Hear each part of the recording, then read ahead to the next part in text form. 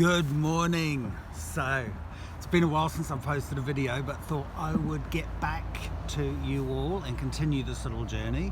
So excuse the little break, but I had a message the other night from a beautiful friend thanking me for talking about suicide and how much it had affected her, and it touched her, and it was great to hear somebody talk about it.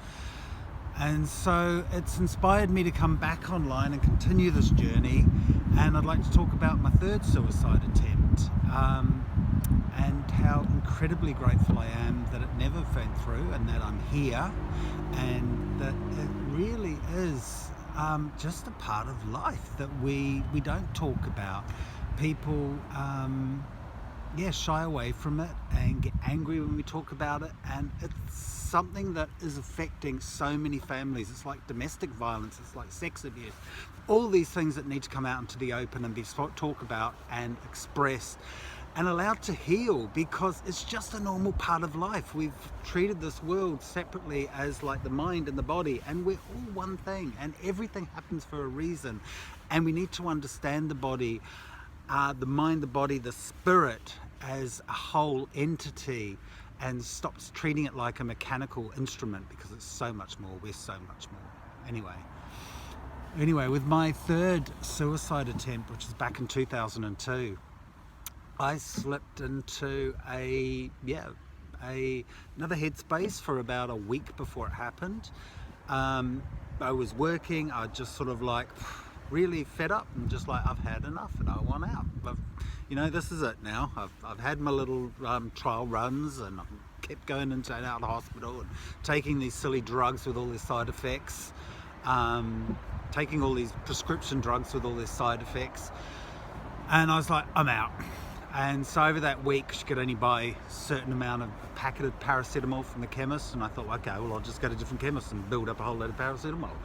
And so I had all these paracetamol. They allow you to take these drugs which can kill you, and sell them at the chemist. Anyway, it's another story. So I bought these, had myself the paracetamol. I had 12 dozen Nurofen as well, because I'm a bit of a pussy. And I thought, I don't want to be in pain. I just want to go out, It's,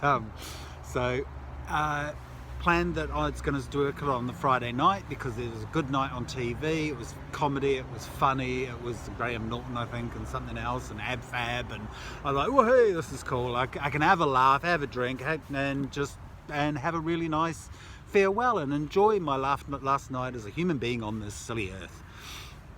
And so Friday night came along, and I've got myself a couple of bottles of wine, settled down for the night, made myself a nice dinner, and I was feeling really good. It was all about me. I was so grateful to be getting out of this life, and actually felt like I was doing everybody a favor, because I was such a miserable guy. I couldn't connect with people. My life was not good. I was not in a good place.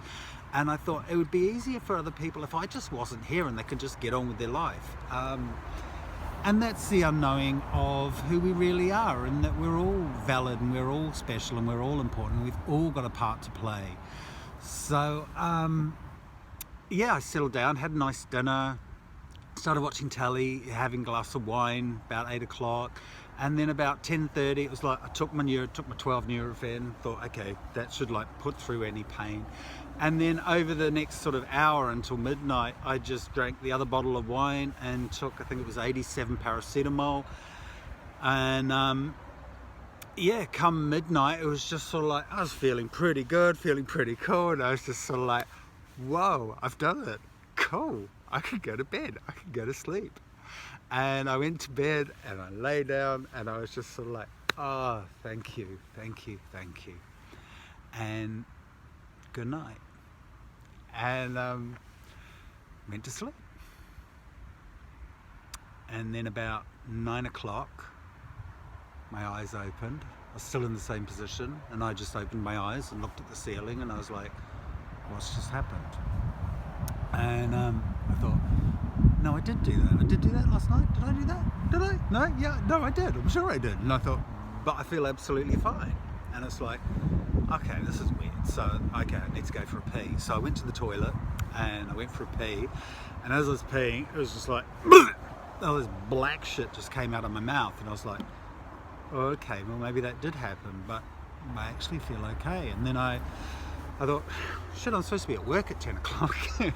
I was running a restaurant in Maida Vale, and I got there. Hey, the little doggies come to say hello. Hello, sweetheart.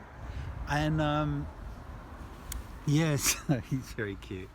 Anyway, where am I? I lost my track. Yeah, so I went to the kitchen and I made myself a coffee. I thought I'm going to make myself a coffee and just wake up and things. And as I started moving around, getting the milk out of the fridge and getting the coffee out and and everything started moving through my body, I just started vibrating. My body started convulsing, and I was like, whoa! And I was just like, fuck, I'm in trouble. This is serious. And then I sat down and I was sort of like, whoa, what do I do? What do I do with this? What do I do with that? And I phoned my mates, two of my closest mates at the time. And same one from the second suicide, and another mate of mine who I gave a call, and he was just like, came over and called an ambulance, and next thing I know, I'm in the ambulance. We get to the hospital and they can't pump my stomach because I've taken too many drugs, too much time had passed and it was already through my system, and so they just put me on some drugs to stop the effects of the drugs that I'd taken from working. So they put me into bed, and that was it. And then at the end of that, it was I just felt this voice going, hi Johnny, I'm so and so from the mental health unit, just come here to see you've been having a hard time and I've just come to talk to you. And I just lay there and I thought, get the frick away from me, because if I start speaking, I'm going to get so angry and I'm going to get locked up, and that's not going to happen.